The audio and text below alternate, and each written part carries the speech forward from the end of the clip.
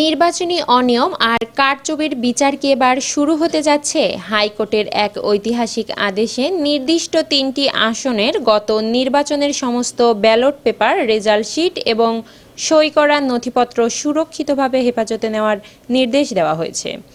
কেন এই কঠোর পদক্ষেপ?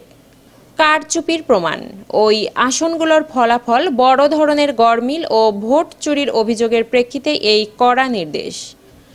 আইনি সুরক্ষা, নথিগুলো যেন গায়েব বা ধ্বংস করা না যায় তা নিশ্চিত করতেই এই হেফাজত আদেশ।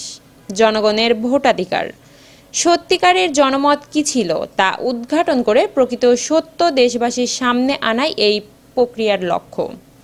এই ৩টি আসনের ফলাফল কি বদলে যাবে? অপরাধীদের কি বিচার মুখোমুখি করা সম্ভব হবে? জনগণের দীর্ঘদিনের আক্ষেপের অবসান হতে যাচ্ছে বলে মনে করছেন বিশ্লেষকরা। ন্যায় বিচারের এই শুরুকে আপনি কিভাবে দেখছেন? কমেন্টে আপনার মতামত জানান এবং ব্রেকিং নিউজটি বন্ধুদের সাথে শেয়ার করুন। মিরাতুজ্জাহান মিলি, ডেস্ক রিপোর্ট, নবরূপ টিভি।